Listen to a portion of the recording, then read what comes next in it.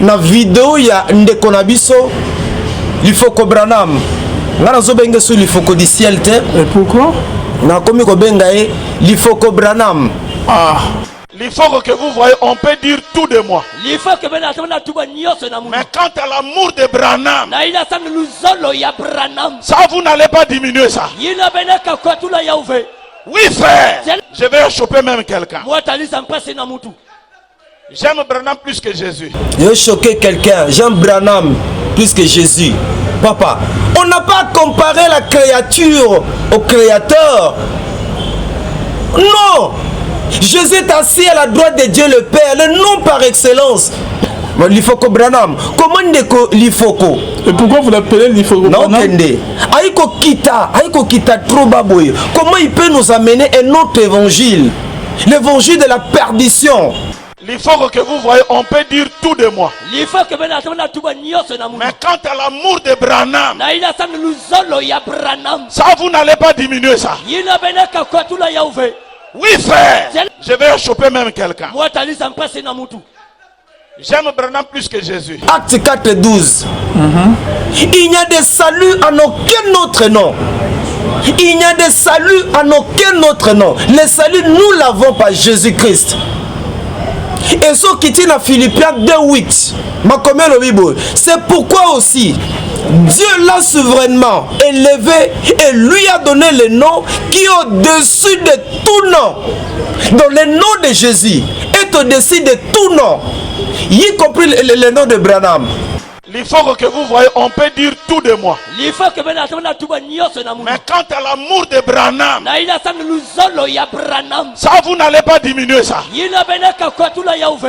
Oui frère, je vais choper même quelqu'un.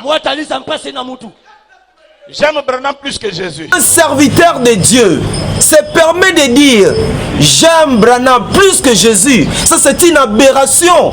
C'est gravissime. De Colvin. Dans la c'était batata na lingomba et sengeli batelema. Je ne vois plus pourquoi biso to se tola dans lelo banzembo Lifoko. Non mon ate pourquoi to la dans lelo banzembo Lifoko. Nos prédications, c'est-à-dire que Jésus doit être au centre de nos prédications. Branham n'est pas mort pour nous. Branham n'a pas été crucifié pour nous. C'est Jésus qui est mort sur la croix pour nous sauver. Il a été crucifié pour nous. Et car Dieu a tant aimé le monde, il a donné son Fils unique. C'est Jésus. C'est Jésus qui est venu pour nous sauver. C'est Jésus, n'est-ce pas, oh, l'agneau de Dieu, celui qui ôte le péché du monde. Et celui qui a Jésus a la vie. La Bible ne dit pas celui qui a Branham à la vie. Il faut que vous voyez, on peut dire tout de moi. Mais quant à l'amour de Branham, ça vous n'allez pas diminuer ça. Oui frère, je vais choper même quelqu'un. J'aime Branham plus que Jésus. Mais Tonga Nzambe, toi tu es pasteur, tu es un berger. Et dit je vais choquer quelqu'un ça, je vais choquer quelqu'un. C'est intentionnel. C'est intentionnel. Il est conscient de ce qu'il dit. Je vais choquer Alvin. Je vais choquer Alvin. Jean Branham plus que Jésus. Oh! Papa, même bateau va sambe la kate, même ba pagano, ba yikolo boité. Même ba pagano, ba koki kolo boité. Oh ezali évangile hérétique. Oh ezali évangile à libunga. Oh ezali ça c'est les sentiments humains. Celui qui adore Branham c'est un animal. Pas bien il faut que Branham. Yemoko Lifoko na 2014 à Teyana Barouti Tabernacle na 2014 à l'Obiboui, celui qui adore Branham est un animal. Il a dit celui qui adore Branham c'est un animal. Donc nous pouvons conclure lui aujourd'hui il adore Branham, c'est qu'il est qui? Celui qui adore Branham c'est un animal. Tu sais combien de gens il a blessé? Même Batomsuba Melara Bangi, Batomsuba Melara Lotoko, Bakena Église, mais que nous n'avons pas comparé Jésus à un homme. Dis, comment tu peux comparer la créature au créateur? Comment tu peux aimer la créature plus que le créateur? Non. Malgré l'explication, nous avons besoin de comprendre. C'est une explication qui ne tient pas debout. Non? En tant que pasteur, en tant que prédicateur, d'exprimer librement mes opinions derrière ma chair. Quelqu'un qui prêche dans son église et que son église croit ça. En quoi ça doit vous concerner? Et surtout que ce qu'il dit, il a puisé de ce que Frère Branham dit. En quoi ça doit vous faire mal? Quelqu'un qui prêche dans son église et que son église croit ça, il y a aussi un problème. Bande comment son église était le roi biloko na bango, le quoi la boutique na bango. Donc comme quelqu'un qui prêche dans son église, il devrait avoir honte pour tenir un tel discours. C'est aberrant. Papa, moi, je ne tiendrai pas un tel langage. Quelqu'un qui prêche dans son église et que son église croit, hein, et que son église croit, hein, croit ça. En quoi ça vous concerne? Oh, en quoi ça vous concerne? Oh, en quoi ça vous concerne? Alors pourquoi tu as des réseaux sociaux? Soit bien que c'est une église locale, église aïe. Et bon que souka wana. Pourquoi tu as des réseaux sociaux? Parce que bakati pour na bimisa ye mabe. Non, na lobby hein. Te atabakati yoka ataba. Il prêche puisqu'il prêchait dans son église, Ndekoli Foko. Il prêchait dans son église, il devait s'arrêter là. Pourquoi batiango na toile? Pourquoi? Ayez kolukani. En tant que pasteur, en tant que prédicateur, d'exprimer librement mes opinions derrière ma chair. Quelqu'un qui prêche dans son église et que son église croit ça. En quoi ça doit vous concerner? Et surtout que ce qu'il dit, il a puisé de ce que Frère Branham dit. En quoi ça doit vous faire mal? Même réaction naie, moi arrogance, moi le lendo moko boye, façon zolo bela mon église, et ce n'est pas bon. Baliso sunini, yuzo muto basali. Et quelle âme créature, yuzo plus qu'un colonayo, plus qu'un zambenao. Ça c'est l'idolâtrie. C'est grave. Nga église a bon le même jour je quitte. Jésus lui-même a dit que vous pouvez même me refuser. Mais quand le Saint-Esprit sera venu, que quelqu'un me crie Alléluia. Et Dieu lui-même dit, on peut le refuser lui, mais ses enfants, vous pouvez m'haïr, mais si vous aimez mes enfants, alors moi aussi je vous aimerai. Mais il est mal compris. Mais non, il n'est pas mal. Comment tu peux dire que j'aime Jésus plus que j'aime Branham plus que Jésus?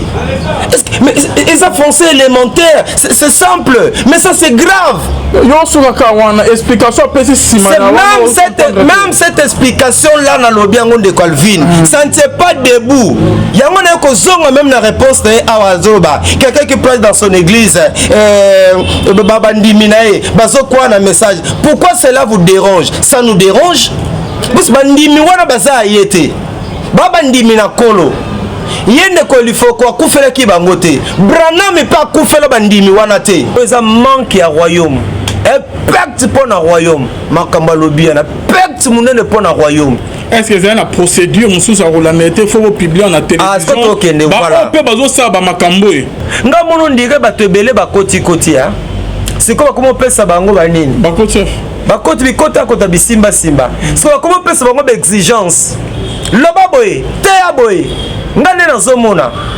Bato belo ndiro mo bato wana so koti ba mouvement belo kiltwana. Bazana mo onde basimbisa bato touche. Alvin Lobaboy. Il y a des gens sont zio sani. On comme faible. Il faut que vous voyez, on peut dire tout de moi. Mais quant à l'amour de Branham, ça vous n'allez pas diminuer ça. En tant que pasteur, en tant que prédicateur, d'exprimer librement mes opinions derrière ma chair. Quelqu'un qui prêche dans son église et que son église croit ça. En quoi ça doit vous concerner? Et surtout que ce qu'il dit, il a puisé de ce que Frère Branham dit. En quoi ça doit vous faire mal? Shalom, shalom, bien-aimés dans le Seigneur. Un grand merci Nabino Nyantubozo la Nabiso de partout. Na chaîne Nabino La Voix Céleste Nzela Lola. Tozo Kota bien-aimés dans le Seigneur. Bonzambe, na Bonzambe, Lola, Ezofuta. Simana Antoya Kolobake Ntamba Boto Poye. Wapi Elongo na pasteur Fezamisi à la bouche autorisée de l'Éternel depuis Zurich. Na Philo Mukwaya Motema ya Bivens de Homo depuis Londres. Pena Maman Gisèle. Lukelo Motema ya Papa Emmanuel na Boston. Bonzambe, na Bonzambe, Yesunde Mosuki, si le mal ne triomphe jamais, bien aimé, toujours na kada ko informer bino, le loto zana nan to zalina moko ya bakulutu. Donc Papa Max Mbenga o te tomeko solana e mai mazotala église ya mkolo bien aimé dans le Seigneur, frère Max Mbenga. Donc azawana to zana ye o ya zali na plateau na biso. Shalom l'homme de Dieu. Shalom Ndekonangai, Alvin Beya, na pesi merci pour l'invitation, pe na pesi mbote. Na bana nzambe nyonso bazona na biso à travers le monde. Na bien te tozo vivre ba moment difficile. Kondima bato belé komi na kokita. Bato yo tozoki lokola ba modèle, tozoki bango lokola ndakisa. Malheureusement, bakomi koyela biso un autre évangile. Bakomi koyela biso évangile hérétique, évangile oyo ezangatina, oyo ezali na soubassement biblique te. Yango ngonga ekoki oyo esengeli totelema pe toloba non et non. Papa Max Mbenga lisolo ezase moko pour nous kosango na linga tena avant que tobeta lisolo na biso ya lelo. Bonne non santé à bana o bana orphelinat partage ton pain. Merci de Calvin bana na orphelinat partage ton pain bazeli bien nzamba sa kingolo ete bango nyonso bauti ko banda classe 23 toti kozwa mibale mususu oyo papa na bango azalaki personne vivant avec handicap bongo vélo donc atambolaka na vélo mutuka etutaki papa ebaki na kotika biso et bana bazaki dans une situation difficile et na boyende nzamba asalaki ete dans zela ya service social te bana kozwa bana wana bango pe babandi classe. Nous bénissons l'Éternel bien que ba temps ezali difficile kasi nzamba zotika mosala na ete azali kosunga bana bazali kotanga malamu bazali kokende classe mokolo ba oya tour tongo bazali ba tour à midi pe bazali. Voilà d'une manière générale auto koloba ce qui s'appelle na bateau nzambe asimi mitema na bango ba ete tozali na orphelinat kombo. Partage ton pain avec celui qui a faim. Orphelinat c'est la grande famille au bana par la grâce de Dieu. Bazali ko vivre lokola bana nyonso bazalaka bazala tata na bango bazala ba mama bazala ba tonton na bango bazala ba meme ezali bino bato bozolanda na biso oyo to comme na botio nzambe apesi biso pona bango et mezana mona moko na ba Niclasité Dieu donné o aleka ki na opération hernie pe appendicite azana no kopema. Je crois que dans 2 semaines il est pas koyeba na kozongela nzela classe. En tout cas merci beaucoup papa Maknaba o ba pour ça soutenir contribution ya rotina moi et loko et pas papa Max concernant orphelinat partage ton pain.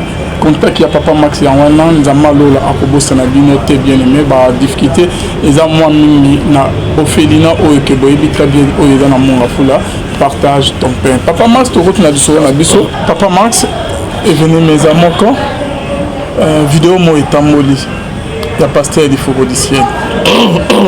Tout ça non mais parce que bakati vidéo bakataki donc tout jusque intégralité la vidéo on a tenu avec le pays non. Oh oui la mona qui to là dans papa Max Mbenga et on se retrouve tous ça.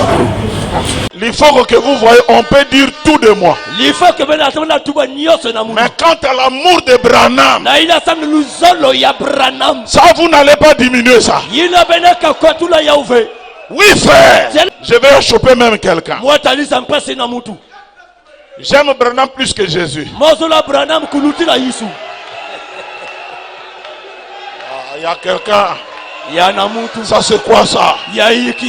Jésus lui-même a dit que vous pouvez même me refuser. Mais quand le Saint-Esprit sera venu, que quelqu'un me crie Alléluia. Et Dieu lui-même dit, on peut le refuser lui. Mais ses enfants, vous pouvez m'haïr, mais si vous aimez mes enfants, alors moi aussi je vous aimerai. Dis-moi là-bas, parle life. Là-bas derrière, là-bas, dites life part.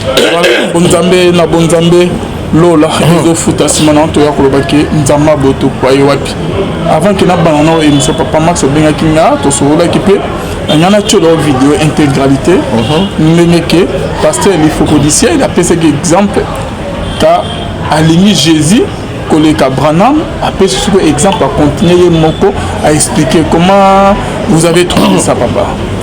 Merci beaucoup Ndekolvin pour l'invitation. Et surtout pour la moussala mounye nous allons kosala pour la corps du Christ.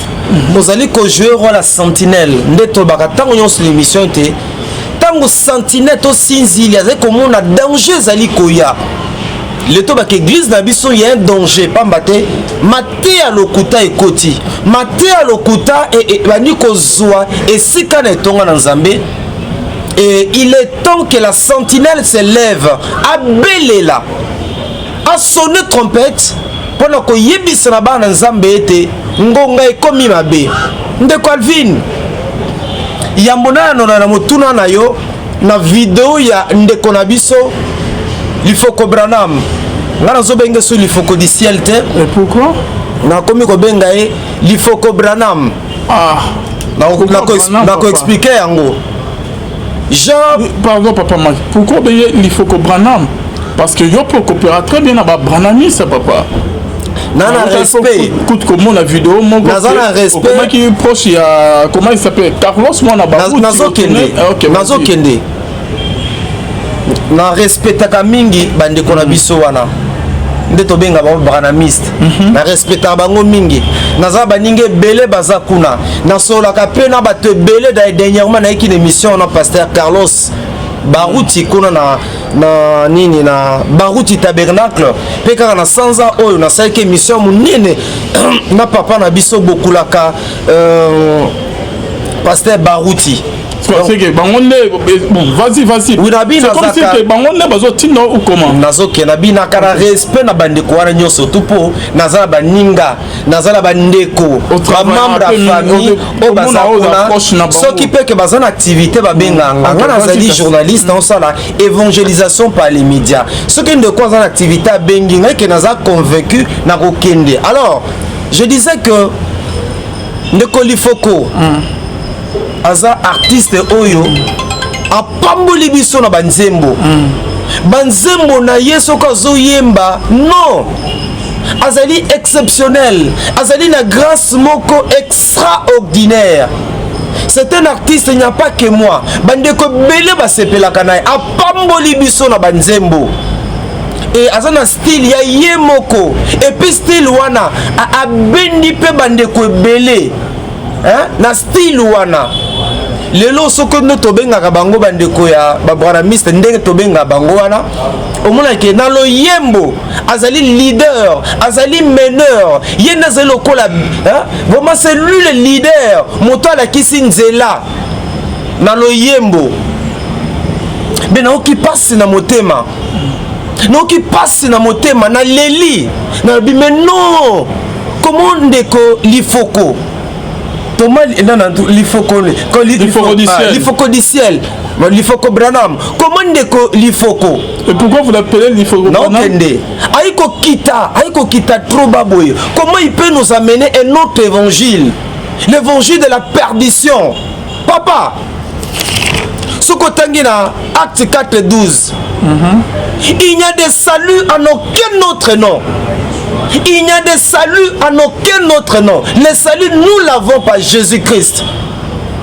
Et ce qui tient à Philippiens 2:8, c'est pourquoi aussi Dieu l'a souverainement élevé et lui a donné le nom qui est au-dessus de tout nom. Donc le nom de Jésus est au-dessus de tout nom, y compris le nom de Branham. Mais je sais que Dieu dans sa souveraineté, Dieu dans sa grandeur, utilise toujours des hommes. Zambé, nakibon Zambé naye, asale la kabatu. Il y a des gens que Dieu utilise aujourd'hui pour l'expansion de ce royaume, pour le salut des âmes. Nous avons des aînés dans la foi.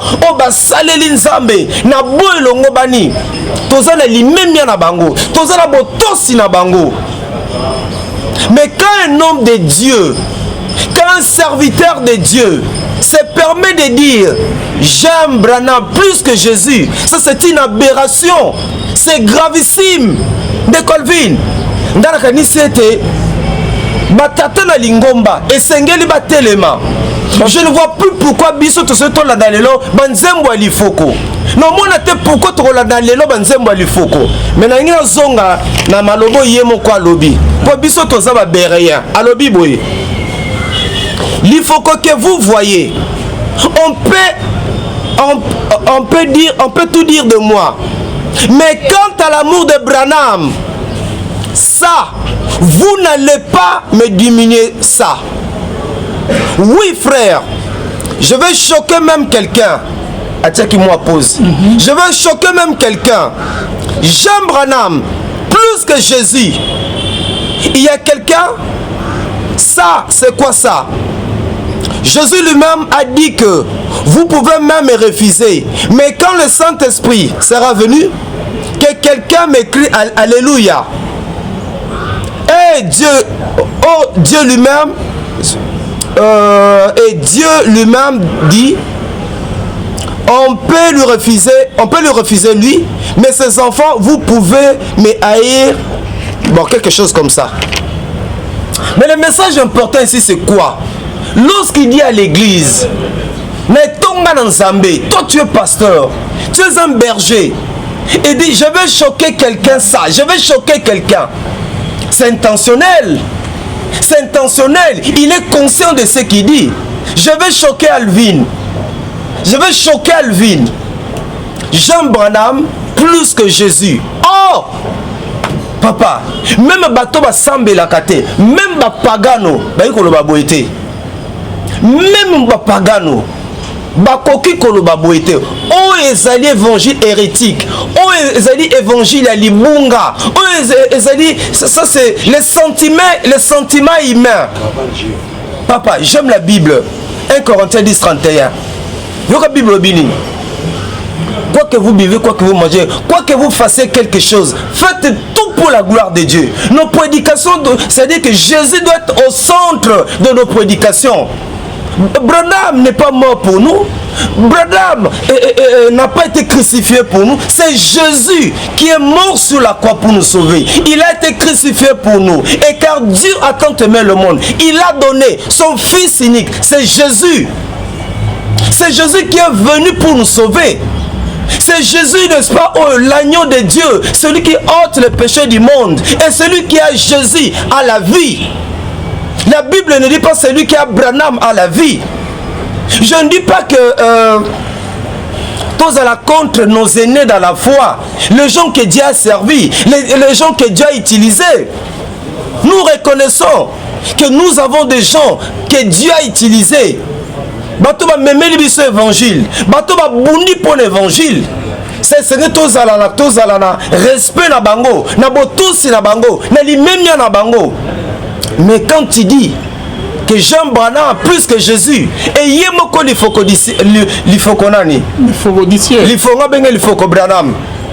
Yemoko lifoko na 2014 à Teyana Barouti Tabernacle na 2014.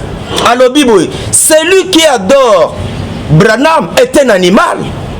Il a dit, celui qui adore Branham, c'est un animal. Donc, nous pouvons conclure, lui aujourd'hui, il adore Branham, c'est qu'il est qui?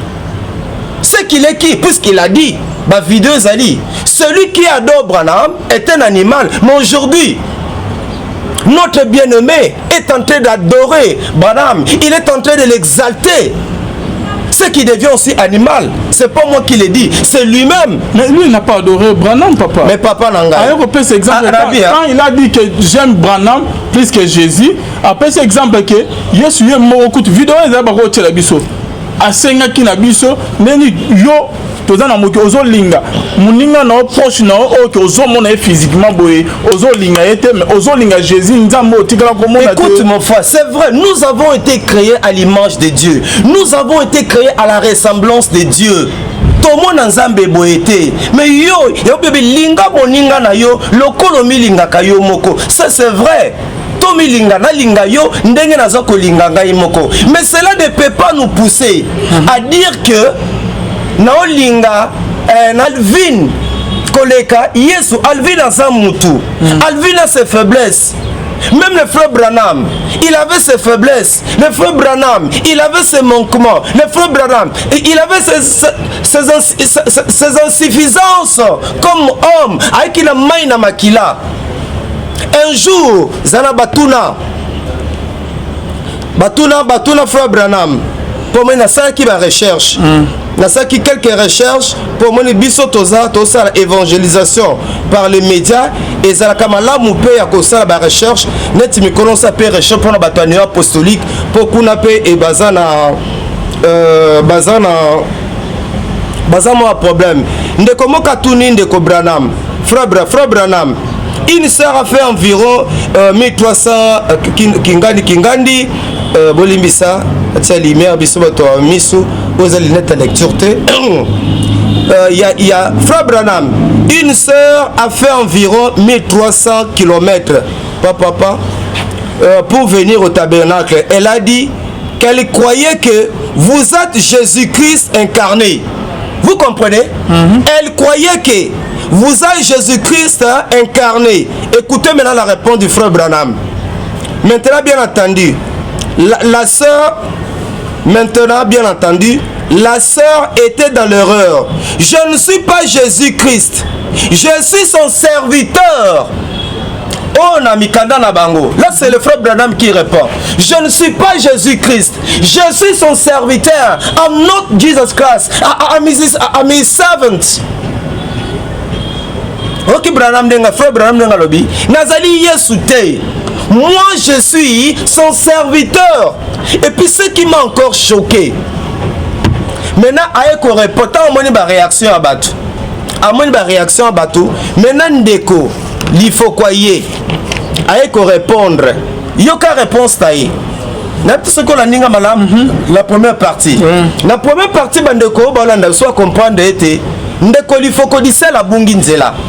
Ndeko ayel biso un autre évangile, évangile à perdition. Ezali grave, il est temps.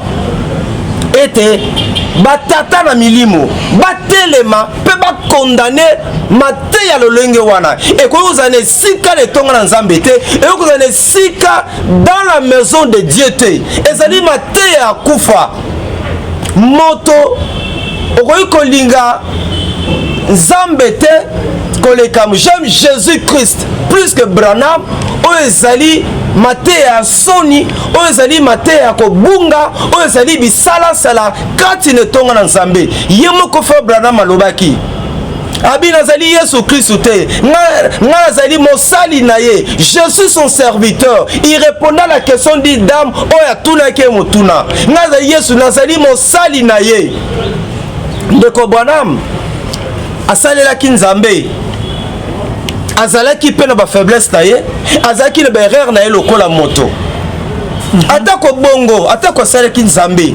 Lelo Yesu Christ ndo azali modèle pona biso, ya kufa ne kulusu, ase kwa pona ko bikisa biso, akabaki bomo na ye.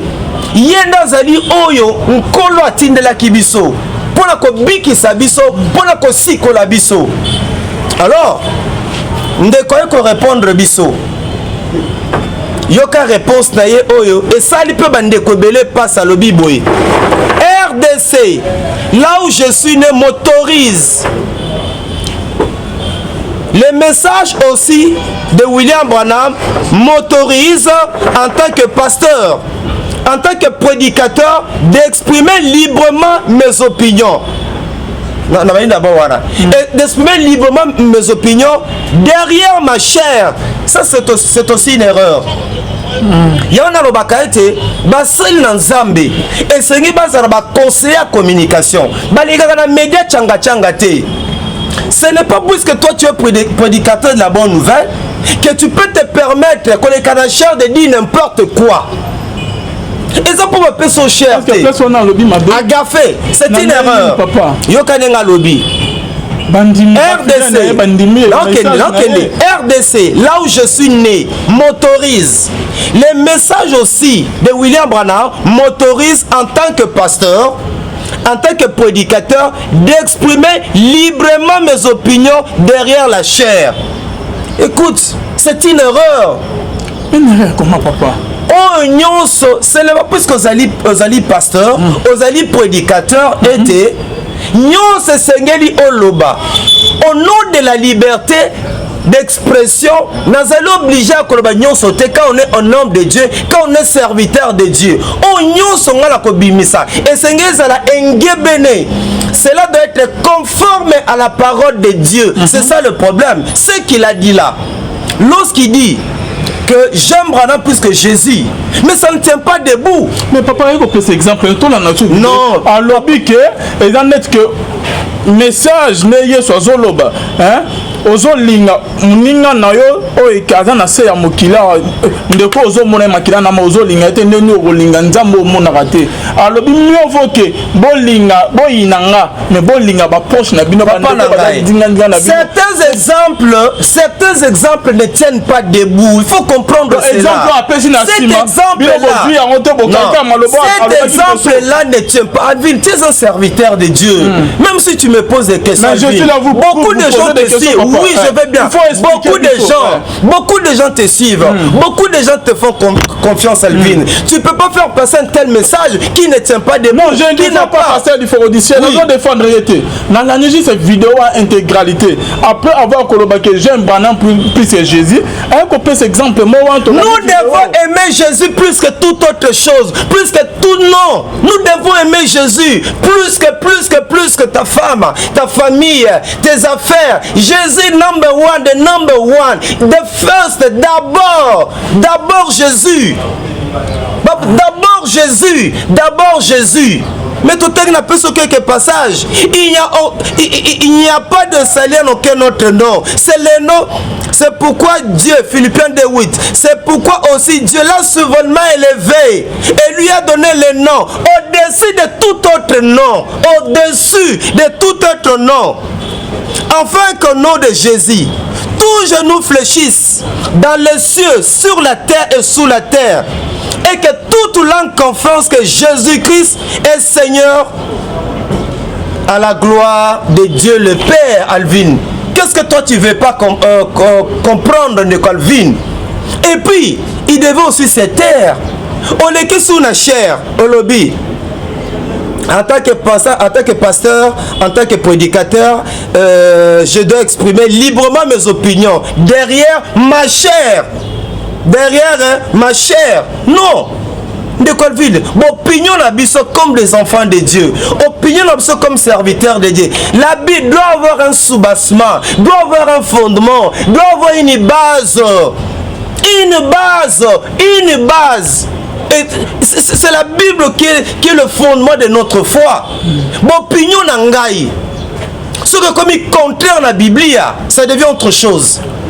Mes opinions, ça dit que mes opinions, mes pensées, ma philosophie, ma conception, ma manière de voir les choses, et Sengeli écoute dans la Bible, et Sengeli vend dans la Bible, et la Bible, c'est le quoi mon boko, et mes mamayango. Mais si mes opinions, si mes pensées, ma manière de voir les choses, et comme il contient la Bible, là c'est l'hérésie, là c'est un autre évangile. Tel est le cas de Kolifoko. Tu sais combien de gens il a blessé? Même Batomsuba Melarabangi, Batomsuba Melarolotoko, Bakenab église, mais que nous n'avons pas comparé Jésus à un homme. D'abord, vous dites, il faut comparer Jésus à Branham. Papa, et dis comment tu peux comparer la créature au créateur. Comment tu peux aimer la créature plus que le créateur? Non. Malgré l'explication, nous avons besoin de comprendre. C'est une explication qui ne tient pas debout. Non, continue. Quelqu'un qui prêche dans son église. Papa, avant qu'on commence, on a quelqu'un qui prêche dans son église. Malgré l'explication, maman que yo la naïka partout bakataki, il y a vidéo. Mais la personne intégralité. Tant azo pèse exemple que non, yesu ye moko azo lo ke boko yinangai mais bolinga bananaye. Après cet exemple, bon, ça ne tient pas debout, papa. Explication na personne. Nazo babonde Colvin Beya. Ko vidéo zo mona. De Colvin Beya. Opinion na biso. Ba pensée na biso. Lo lenge na biso akomona makambu. Esengeza na moboko. Esengele fandisa makati na makomi. Esengele fandisa makati na makomi. Sinon te comme ba pensée humaine. Et comme ba réflexion humaine. Même ba philosophe basala kango. Même ba savant peut basala kango. Quelqu'un qui prêche dans son église et que son église croit ça, tu vois, et il y a une église est comme une boutique, comme une ligable. Tu vois, l'objectif possessif, quelqu'un qui prêche dans son église et que son église croit ça, il y a aussi un problème. Bande comment son église était le roi biloko na bango, le quoi la boutique la bango. Donc comme quelqu'un qui prêche dans son église, il devrait avoir honte pour tenir un tel discours. C'est aberrant. Papa, moi, je ne tiendrai pas un tel langage. Quelqu'un qui prêche dans son église et que son église croit, hein, et que son église croit, hein, croit ça. En quoi ça vous concerne? Oh, en quoi ça vous concerne? Alors pourquoi tu as des réseaux sociaux? Soit bien qu'ils ont une église locale, église aïe. Et bon que souka wana. Pourquoi bâtir dans les réseaux sociaux? Parce que bakati pour na bimisa ye mabe. Non, na lobby a. Te atabakati, atabayoka, ataba. Il prêche puisqu'il prêchait dans son église, Ndekoli Foko. Il prêchait dans son église, il devait s'arrêter là. Pourquoi bâtir ngo na toile? Pourquoi? Eye kolukanini. Il devait s'arrêter. Et puis, non, papa, awa, d'ailleurs, que Ndekoli Foko est une bénédiction pour l'église. Ndekoli Foko nous a bénis. Papa, yuna no boya li Foko. Mais pona oyo, pona prédication oyo, abimi libanda. Abungi nzela, ayena un autre évangile. Je sais pas, faut à la fanatique. Pondi malifoko. Lobo za la fanatique, oza la mo Christo, azali enseigné te. Mais mon nzambo a enseigné. On dit malifoko ndenge ni. On dit mali par rapport il y a un message oyo. Ma commune to lebi que moi nzambo a enseigné on dit malifoko te. Nabi par rapport à oh, je suis précis. Je suis précis. On dirait que bazo condamner les photos, les photos d'ici bazo te mais on dirait na moli manzambe te bazo comprendre te pour nous comprendre matali le banzam il faut poser na moli mon centre papa. Mais na lobby de Colville, ngola danga bien. Nous aimons le frère, c'est notre frère. Qui nous bénit, qui nous a bénis par ses cantiques. Mais il est mal compris. Mais non, papa. Il n'est pas mal. Comment tu peux dire que j'aime Jésus plus que j'aime Branham plus que Jésus? Mais ils ont foncé élémentaire, c'est simple, mais ça c'est grave. Même cette explication là dans le bien de Calvin, ça ne tient pas debout. Il y a même la réponse de Awazoba. Quelqu'un qui prêche dans son église, message. Pourquoi cela vous dérange? Ça nous dérange? Bandimi wana baza yete. Babandimi na kolo. Yende kolifo kwa kufela ki bangote. Branham pa kufela bandimi wana te. Branham kufela bandimi wana te. Yesu Christ nda kufela bango. Apesa ki bomo ina epona kobikisa bango. Alors tango un évangile mususu. Yango biso tote ça nous dérange. Ça dérange beaucoup de gens. Ça continue à déranger et des gens sont en train de pleurer. Il faut y bayango. Et puis regarde comment il est venu nous répondre. Et surtout que ce qu'il dit, il a puisé cela dans le message de Frère Branham. En quoi cela vous fait mal? Ça nous fait mal, je me répète, puisque Ezali Évangile a libunga. Donc hier on a un message. Dans le livre, il y a Branham, il y a papa, Branham alobi azali serviteur ya Yesu Kristo. Abe azali Yesu Kristo te. Ye moko ndeko Branham. Mais nazobisa yo il a en 2014 ndeko Branham il a ndeko Lifoko il a dit celui qui adore Jésus et celui qui adore Branham est un animal. Celui qui adore Ye Oeza au papa. Comment vous comparez ndeko Alvin tous allons ba malembe. Comment ndeko Lifoko comparer Yesu Kristo na Branham? On compare créature na créateur. Papa, il n'y a que non, un seul nom. Ce n'est pas le nom de Branham qui sauve. Nous ne sommes pas guéris par le nom de Branham. Nous sommes guéris par le nom de Jésus. Moi, je suis chrétien. Tu l'es également. Des milliers de téléspectateurs qui nous suivent sont aussi des chrétiens. Pour nous qui croyons en Jésus, celui le modèle, il n'y a que Jésus. Il n'y a pas un autre nom. Pas le nom de Branham, pas le nom de Branham, pas le nom de Mbenga, pas le nom de Kingani. Seul le nom de Jésus. Only Jesus Christ. Only Jesus Christ, only him, only Jesus. Papa Max Mbenga, aux autres il toujours il faut. C'est comme si à chaque fois tellement que à un concert européen na poto na Canada na États-Unis na Amérique à un concert il faut pas bimiser le comme il faut essayer que concert et si matin est un échec. Tout le monde on peut dans concert mon quoi aboter ko beta na ade la gombe papa abete qui plein à craquer à cause le seul musicien chrétien a toni sa plein au na ade la gombe wana papa. Moi-même j'ai été sur place papa. Avant abeta concert wana ba kata ki pe vidéo mo ba publier yango. O ya zolo ba ke Branham azali Jésus incarné. Pour no yo message wana pe alobi mabe. Ndeko rangai. Bache la biso extrait yango so gezali. Ndeko Alvin. Parce que Mutaza contre ndeko Lifoko pourquoi? Ouais, tout comment moi celui qui a une production mobo il faut je l'ai dit. Ndeko Lifoko c'est notre frère dans le Seigneur.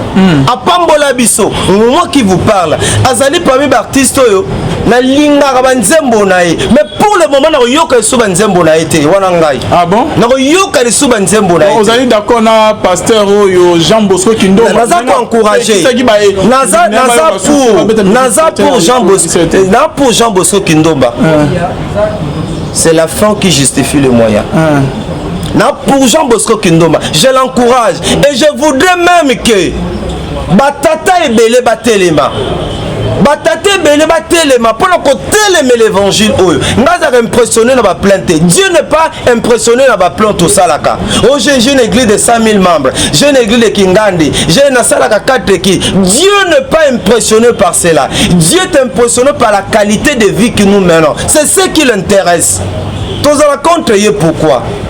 Mais tolobi ete ayembaka même bala oyo évangile oyo ezali grave de Calvin ezali grave ngazomi tuna bato oyo babandaki malamu tout d'un coup non comprendre te ndeko Lifoko apamboli biso tout d'un coup subitement il nous amène notre évangile non mi tuna ezalo ko bakaba balesi ezako bakaba les non bituna bango bate évangile malamu bato bongo mitema na nzela matea na bango mais tout d'un coup ta le laisse faux pétage azobeta na ba boîte un pasteur na ba boîte na mona ki publicité ya barbecue moko boy pasteur ou bana basi bazana ki dugunyo so libanda si balati ba stringa.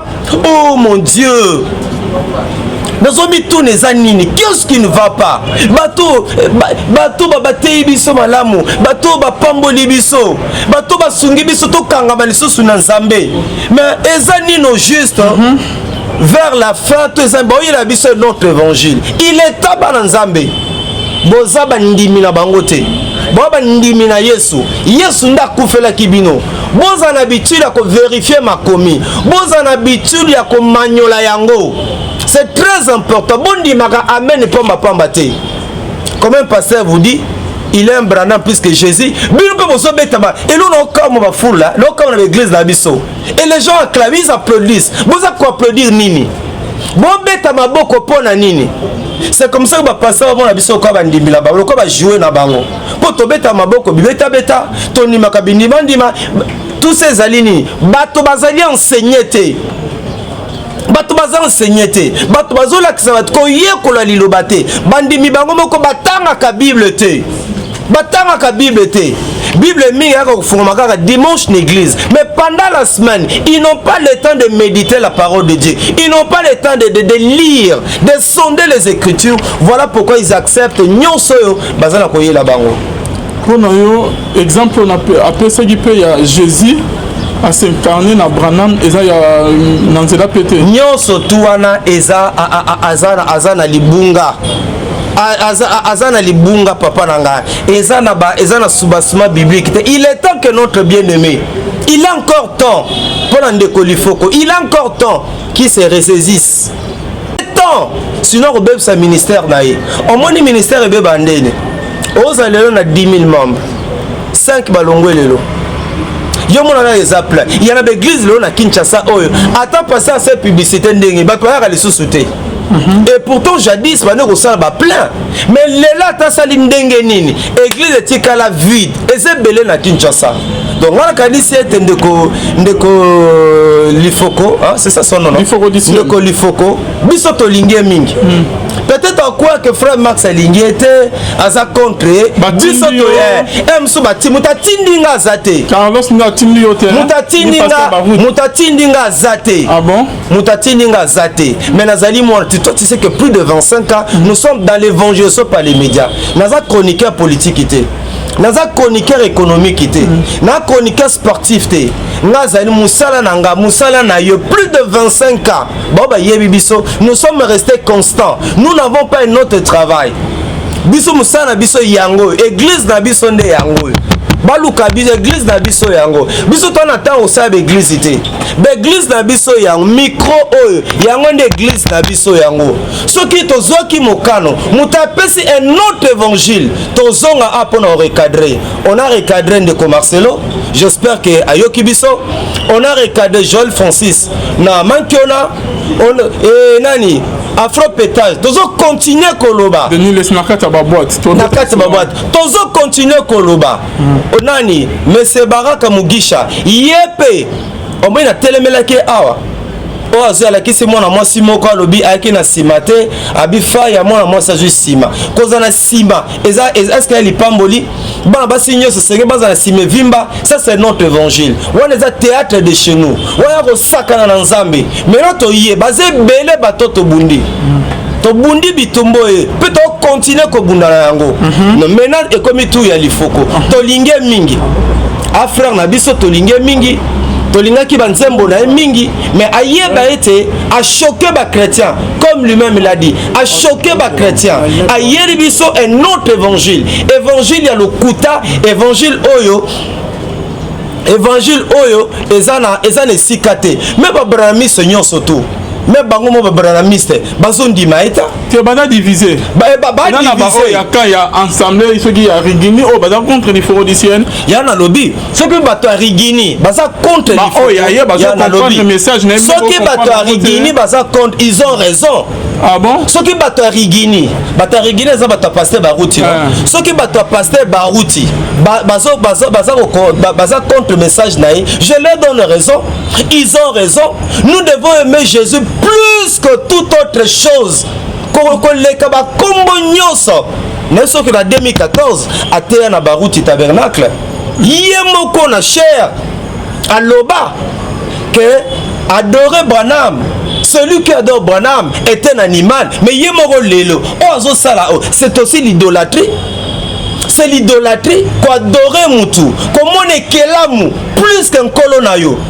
Ndeko na hôpital ville no to ba susu nini to lo ba lisusu nini yuzo muto ba sali ekelamu créature yuzo plus qu'un colonayo plus qu'un zambe nao. Ça c'est l'idolâtrie.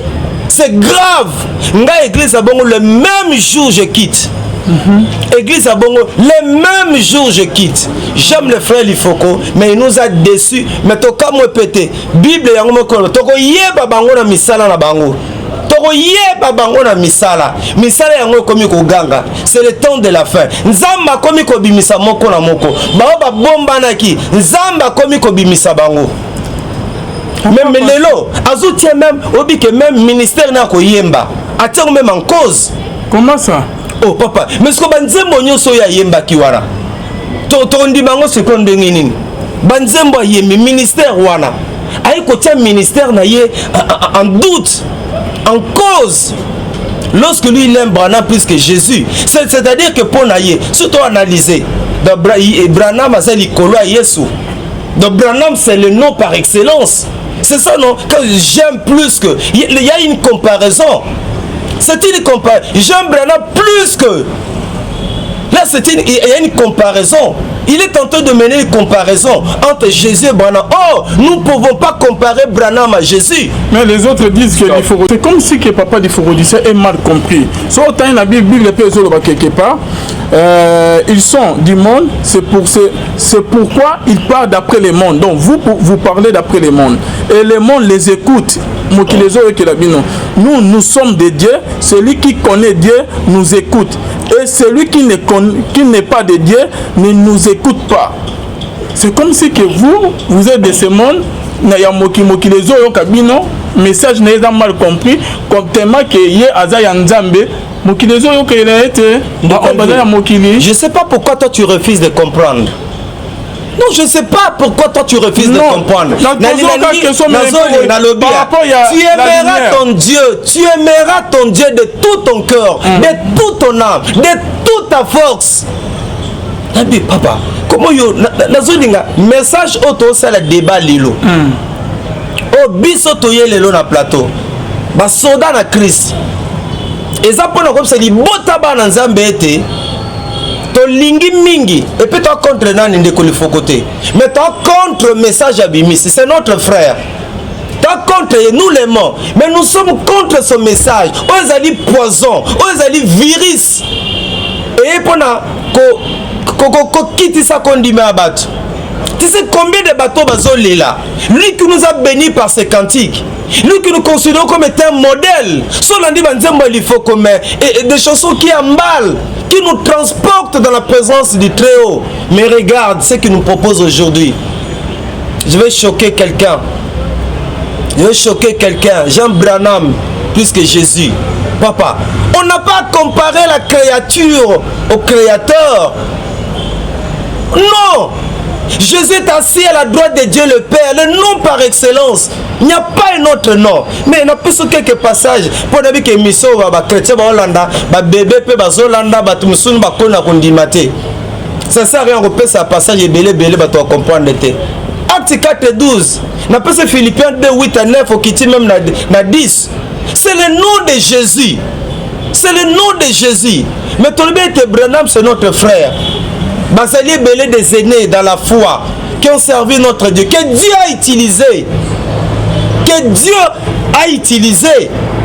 Mais tu compares un créateur. Tu compares un créateur aux théologiens.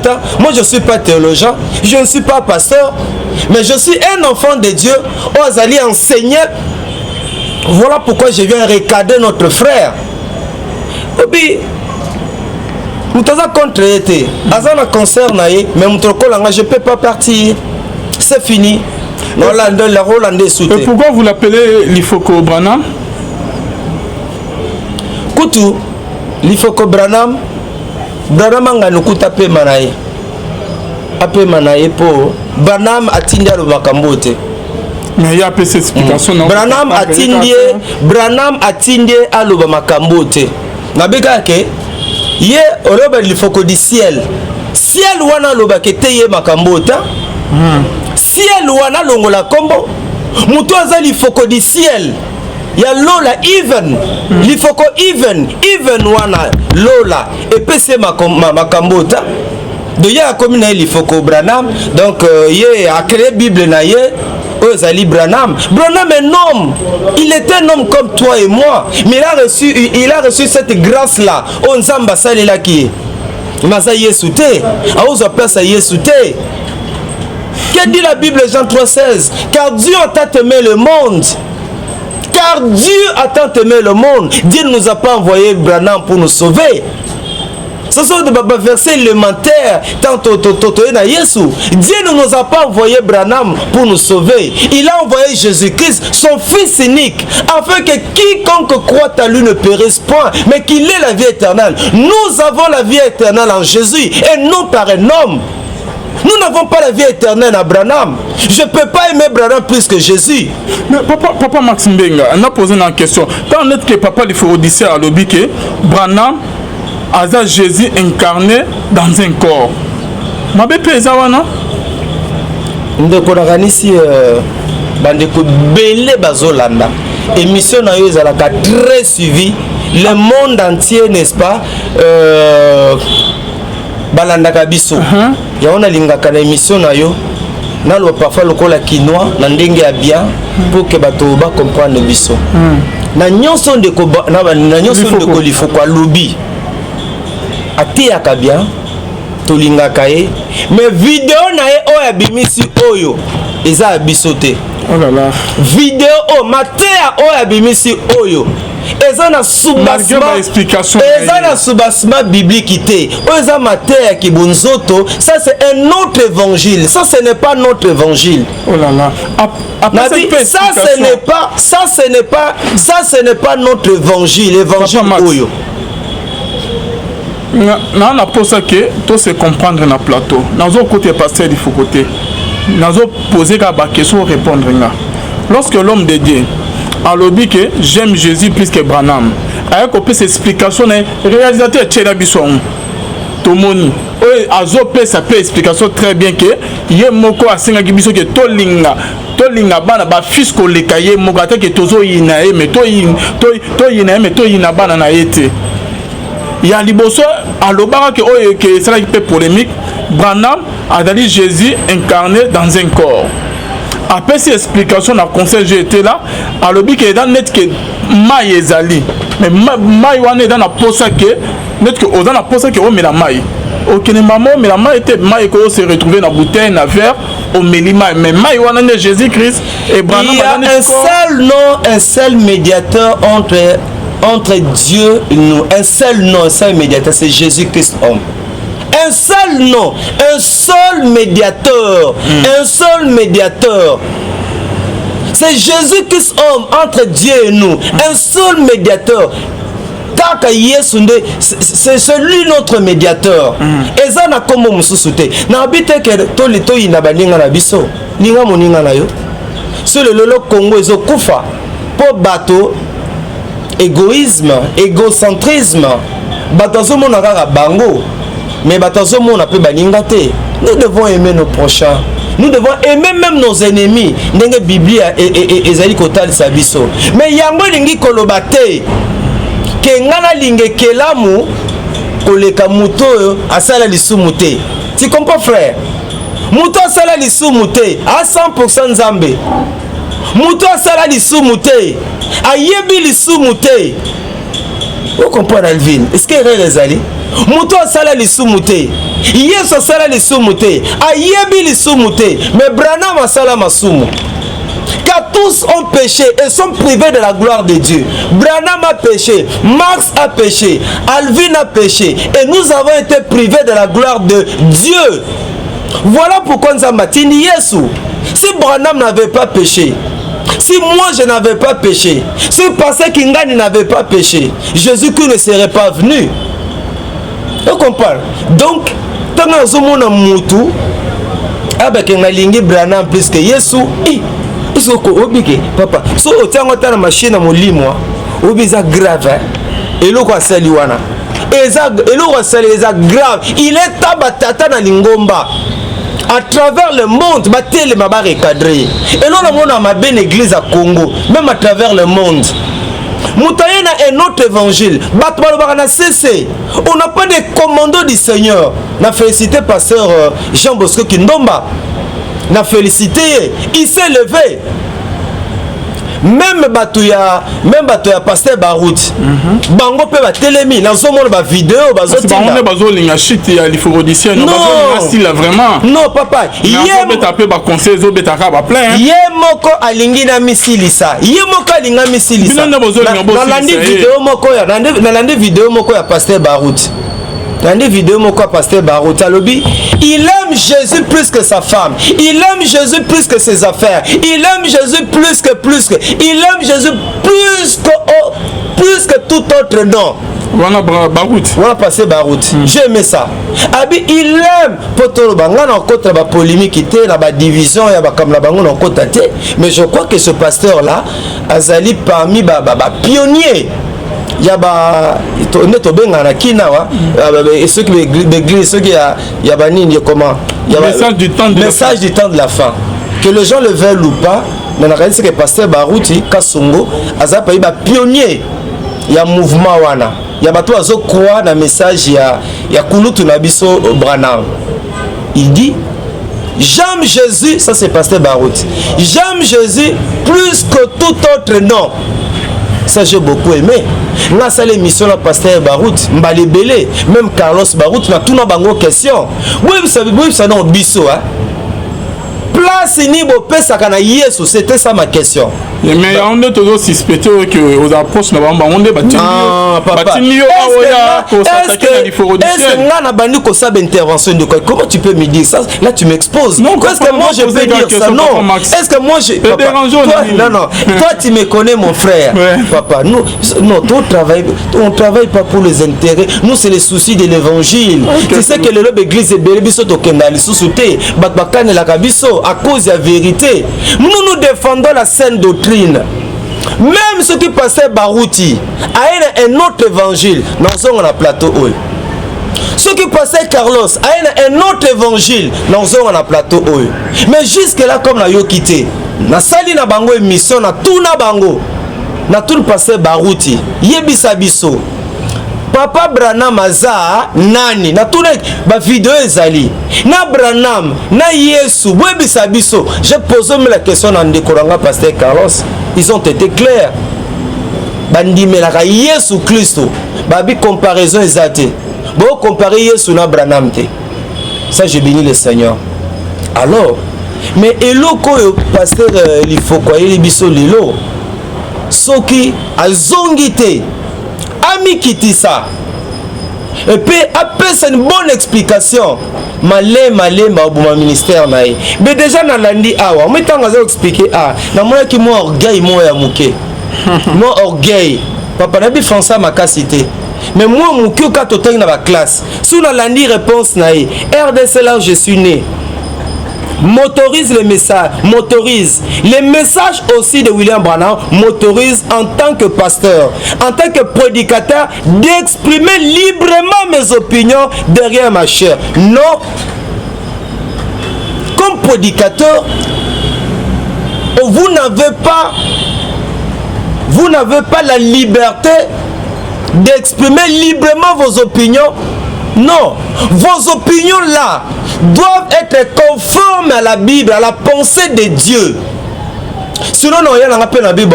Moi, c'est moi si babalana. Ils n'ont pas opinion dans la Bible. Est-ce que cette opinion-là est-elle conforme à la véracité de la parole de Dieu? Mais non. C'est ça le problème. Les gens pensent que quand on est prédicateur la bonne nouvelle, ils sont libres d'exprimer leurs opinions. Oui, mais vos opinions, nous devons soumettre cela à la lumière des Écritures. Mais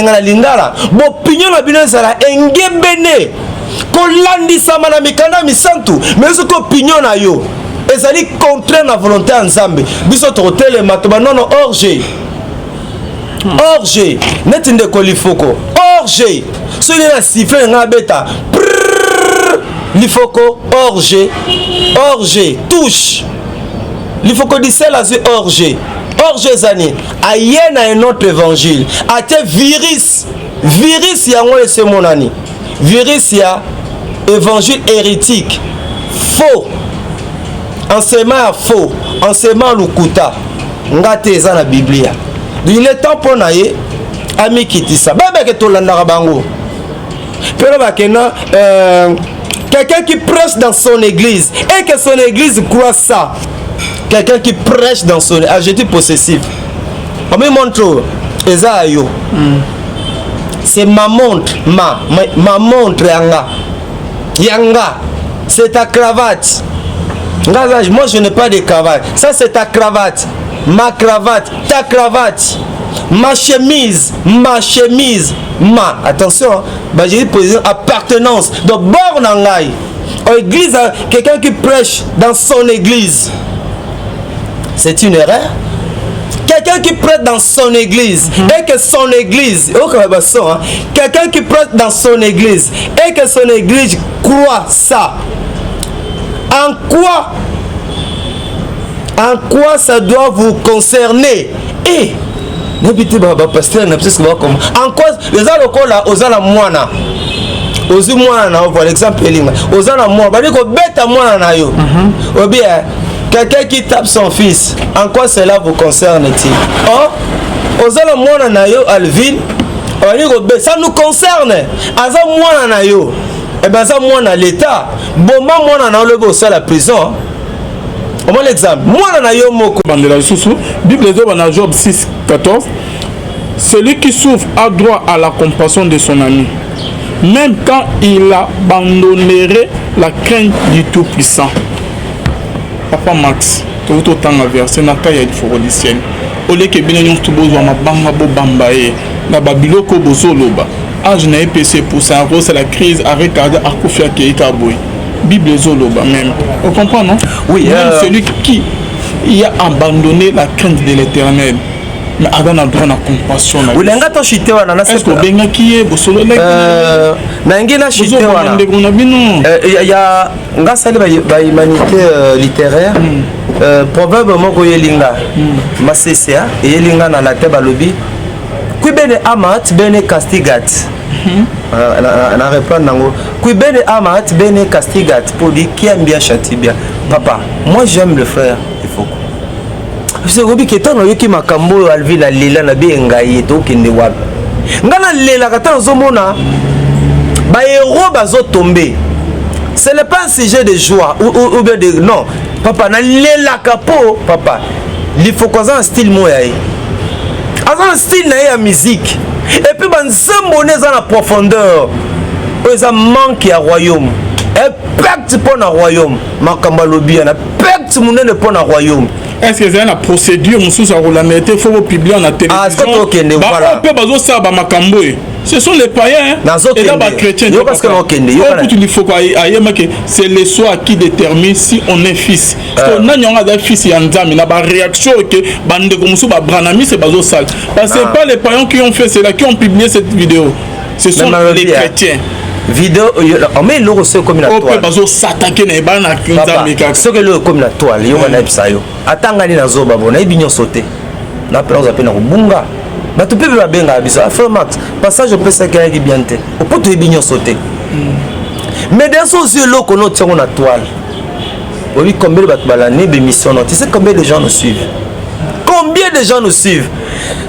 nga bato musu bana poto bango batindelanga bimission na yo mutakati atindelinga yango soki loko bibi na to c'était loko ya mabe mais nous taire c'est une complicité nous taire garder silence c'est une complicité il faut se lever c'est ce que nous faisons poto biki sape bana nzambe ndeko te matia ya mabe matia lukute bimi na média bino pe bovandi mais complicité il faut qu'au moni muyibi ndenge ba mukili balobaka belela au moni matia lukuta belela c'est ce que nous devons faire et ça comportement tozok au tei matia lukuta toko belela yo nebisa que une église moko quelque part pasteur afibi sabandimi baginae nous sommes dans une église na commune limitée bandimi ba collaborateur pasteur dans une activité X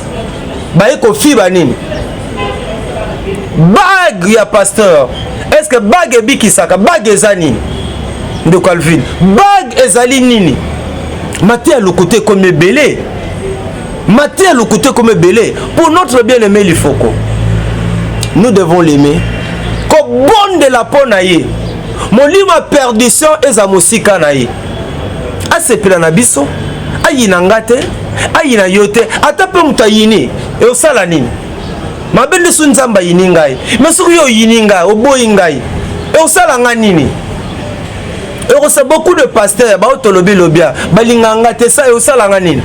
Église na ba on a tapé likoloté. Na tapé non que et au salanine. Mais nzamba linginga. So mutuma bo nzamba pesa un peu ba relation asika. Azo pesa biso peu ba comment ba relation asika. Problème ezani to zongela nzambe. Tote yeso to bandaki ne bandeli. Tote yeso to bandaki ne bandeli. Ndeko li foko pona ngai to nous pouvons pas les perdre. Azali richesse, surtout par sa musique. Surtout par sa musique. Mais je suis en train de me poser des questions dans sa même enquête.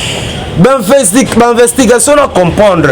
Bateau nyon se battre évangile bien. Mais vers la fin, tu comment ça va orger. Orger, t'as la laissi, orger. Tomona kinani, ndekonani, Joël Francis Tatou, orger, mankiona. Et bima, mankiona. Faux miracle, bima.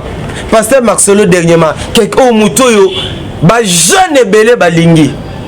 Mouto dans zelane ba jeune belé ba bongo le mitema. Mais tu as suivi les déviations sexuelles clairement interdites dans la Bible. Hollandiango, tu veux épouser ma fille, elle prend du le, elle boit du le, elle dort dans la climatisation. Hollandiango, évangile il y a, évangile nzoto.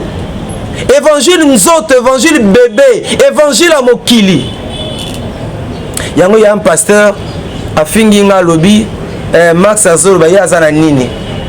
Yazana nini Max Azoloba. Yazana nini na seki la bili kambute. Na ngani logo te melaka na Yesu. Baba kanzamba za lukumu. Tu as suivi un pasteur a bien demi costume. Il a changé à demi-costume, azana ba chaussures, il a changé à tiare au koufa, à ozonge la veste mo deux fois. Un homme de Dieu. Tolandiango awa, pasteur pétage à l'oba kiango. Pasteur pétage à l'écran média lobby. Il a plus de demi-costume. Il a zonge la costume mo deux fois, azana ba chaussures. Il a tiare au koufa, à ozonge la costume mo deux fois. Au mon évangile à l'élo. Évangile matériel, évangile à Kibunzoto. Il y a des païens, des gens qui ne vont pas à l'église, des gens qui ne prient pas. Mbongo kolate eza elora danger, mais ils n'en parlent pas. C'est ça l'évangile aujourd'hui. Donc, nande kolifoko, baranzambe nyonso, to bonde la ponae, to réclamer, nzamba sale ngolo. Papa, balatin baloba errare humanum est. Errare humanum est. On peut se tromper. Pour toi, bignon sauté, Bible, Bible, ezali forêt moko vaste. Toi, bignon sauté. On peut que ça l'erreur. Mais l'État a théorie que soit télémi à contredire l'évangile. À côté de ce mité, ma batandingo saranate. Souka télémi, abibande konae panabino, bolimbi sangai, bolimbi sangana bungaki. Papa, vous imaginez comment le monde a ténèbres yoka son. Donc, ngana komi kokanisa, je ne parle pas de Kolifoko. Je ne parle pas de lui maintenant. Mais ça, quand on analyse dans l'âge, on dirait que tu es bakoti. C'est comment on peut ça bango banini. Bakoti. Bakoti bikota kota bisimba simba. C'est comment on peut ça bango exigence. Loba boy, teya boy. Ngane na zomona. Bato belo ndiro mo bato wana so koti ba mouvement belo kiltuana. Bazana mo on dirait basimbi sa bato touche. Alvin loba boy. Loba boy. Il y a des gens qui sont zio sani. On commis faiblesse. On dirait non ça, je ne parle pas de lui. Mais comment ça la moi banalise dans la a été. Nzamba sala ngulu. Nzamba sala biso grâce. Tozonge la sainte doctrine. Le nom de Jésus nous suffit. Le nom de Jésus nous suffit. Le nom de Jésus nous suffit. En dehors de lui, il n'y a pas un autre nom. Merci Papa Mans. C'est la fin de notre émission. Message numéro Souka. Examine et votre numéro de contact. Message à Souka, papa émission lelo, nzamba pa malonde de Calvin. Et puis nzamba pambola ebele bandeko bozola na biso, bobonde la pona biso. O eza bitumba. Tout ce pasteur là ne nous aime plus. Toye biango, esa biso pelo te. Bon mengo na bino bovanda nango. Bozu na bino bovanda nango. Bozo nyonso botikila biso ka Yesu. Bobonde la pona biso, c'est pas facile. Tout ça émission te pona lo ke biso to a danger, to bi mingi, mais nous sommes des enfants de Dieu. Biso toza so a pasteur to sala rapé l'église était église na biso ka yango ba miko auto sala c'est ça église na biso pour ça c'est ça raite na ba miko na so ba tabongo la mutema ozali politicien na zana politique no ba tabongo la mutema ozali médecin na nzela ya robe blanche na ba tabongo la mutema ozali juriste nanzela toshi na yo bato bongo la mitema ozali oteka na wenze nanzela pondu na yo ozali homme d'affaires nanzela ba business na yo bato bongo la mitema bomona ke nzamba kosepela tout ça la keba tout le monde fanatisme tout le monde chrétien béré bazali ko vérifier l'écriture na olela na motema na ngata na landaki vidéo ya ndeko lifoko même réaction na ye moi arrogance moi le lendo moko boye façon zolobela mon église et ce n'est pas bon nzamba sunga na nzambe to bonde apona ba pasteur na biso mbala mi to critique est-ce que to bonde la apona bango diable pas kolinga bango beme diable aroza toujours ko bundisa bango poani diable azana besoin était alongola bato posa kosambela voilà pourquoi ayoko tina pe mon pepene pas pasteur na bino to bonde la pona ba pasteur na biso to vérifier makomi to za ba fanatique te loba amen Dieu pour le bi amen pesanga alléluia be Dieu pour le bi alléluia c'est comme ça que bozo kotra ba part na ba lien mususa ki boye ba yango. Merci beaucoup bonzambe na bonzambe lola ezofuta simana to yakolo bakeni tamba boto kwaye ce soit finalement ça zo biso elongo na en notre commandé ni contact ya papa Max yango na se qu'on se trouve à la prochaine. Comment ba relation sika problème ezani to zongela nzambe to te yeso to bandaki ne bandeli to te yeso to bandaki ne bandeli ndeko lifoko pona ngai to nous pouvons pas les perdre azali richesse surtout par sa musique. Surtout par sa musique. Mais je suis en train de me poser des questions dans sa même enquête. D'investigation à comprendre. Bateau nyon se battait évangile bien. Mais vers la fin, tu comment ça va orger? Orger, t'as la laissé, orger. Tout le monde a qui nani? Ndekonani. Joël Francis Tatou. Orger, mankiona. Et bima, mankiona. Faux miracle, bima. Pasteur Marcelo dernièrement, quelqu'un mutoyo, ba jeune belé balingi. Muto dans zelane ba jeune belé ba bongo le mitema. Mais tu as suivi les déviations sexuelles clairement interdites dans la Bible. Hollandiango, tu veux épouser ma fille, elle prend du le, elle boit du le, elle dort dans la climatisation. Hollandiango, évangile ya, évangile nzoto, évangile nzoto, évangile bébé, évangile à mokili. Yango ya un pasteur a finginga lobby Max Azoloba ya azana nini ya azana ni Max Azoloba ya azana ni na seki na bili kambote na ngani loko te melaka na Yesu baba ka nzamba za lukumu. Tu te souviens pasteur a azana demi costume ya change demi costume azana ba chaussures ya change tia kokufa azonge la veste mo deux fois te un homme de Dieu to landiango awa. Pasteur Pétage à l'Obakango. Pasteur Pétage à l'écran média à lobby. Il y a plus de 2000 costumes. Il y a la costume mode fouetté, il y a chaussures. Il y a Tiago Koufa, la costume mode fouetté. Au moins évangile à l'élo, évangile matériel, évangile à Kibunzoto. Il y a des païens, des gens qui ne vont pas à l'église, des gens qui ne prient pas. Mbongo Kolate Eza et l'eau danger, mais ils n'en parlent pas. C'est ça l'évangile aujourd'hui. Donc, Nande Kolifoko, Balanzambe Nyonso, to bon de la ponaï, to réclamer, Zamba Salengolo. Papa, Balatem Baloba, errare humanum est. Errare humanum est. On peut se tromper.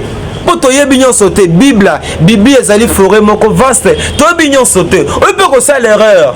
Mais l'État a théorie que soit télémi à contredire l'évangile. À côté de ce mité, ma batandingo saranate. Soka telemi abibande kona epa na bino bolimbisa ngai na bungaki. Papa, vous imaginez comment monde a ténèbres yoka soni. Donc ngana komi ko kanisa, je ne parle pas de Kolifoko. Je ne parle pas de lui maintenant, mais ça quand analyse na ngai. Nga mono ndire batebele bakoti koti hein. C'est comment pesa bango banini? Bakoti bikota kota bisimba simba. C'est comment pesa bango exigence. Loba boy, teya boy. Ngane na zomona. Bato belo ndiro mo bato wana so koti ba mouvement belo kiltwana. Bazana mo ndiro basimbisa bato touche. Alvin loba boy. Loba boy. Yo des gens sont zio sani. On comme faible. Oeka koluba. On dirait non ça, je ne parle pas de lui. Mais comment ça la moi banalise langa ndena zomona ete. Nzamba sala ngulu. Nzamba sala biso grâce. To zonge la sainte doctrine. Le nom de Jésus nous suffit. Le nom de Jésus nous suffit. Le nom de Jésus nous suffit. En dehors de lui, il n'y a pas un autre nom. Merci Papa Mas, c'est la fin de notre émission. Message numéro Yasuka, Examine et votre numéro de contact. Message Yasuka, Papa émission Lelo, Nzamba pas malon de Calvin. Et puis Nzamba pas mbola ebele bandeko bozola na biso, bobonde la pona biso. O eza bitumba. Tout ce pasteur là ne nous aime plus. Toye biango, ça biso pelorote. Bon mengo na bin bo vanda nango. Bozu na bin bo vanda nango. Bozo nyos botikila biso ka Yesu. Bobonde la pona biso, c'est pas facile. Tout ça mission te pona lo ke biso to a danger to bi mingi, mais nous sommes des enfants de Dieu. Biso to za so pasteur. Tout ça la rappel l'église était. Église na biso ka yango ba miko o to sala. C'est ça église na biso. Pour ça ces arrêter na ba miko na so ba bongo la mutema. Ozali politicien, nazana politique nous bato bongo la mutema. Ozali médecin, nanzela ya robe blanche na yo bato bongo la mitema. Ozali juriste, nanzela toche na yo bato bongo la mitema. Ozali oteka na wenze, nanzela pondu na yo. Ozali homme d'affaires, nanzela ba business na yo bato bongo la mitema. Bomona kenzamba rosepela. Tout ça la keba, tout le monde a fanatisme, tout le monde chrétien béré, bazali ko vérifier l'écriture. Non le la moté manangata na landa ki vidéo ya ndeko lifoko. Même réaction na ye, moi arrogance, moi le lendo moko boye, façon zolo bela mon église, et ce n'est pas bon. Nzamba sunga to nzambe to bonde ya pona ba pasteur na biso. Mbala mi to critique, est-ce que to bonde la pona bango? Diable pas ko linga bango mais diable arosa toujours ko bundisa bango pour ani.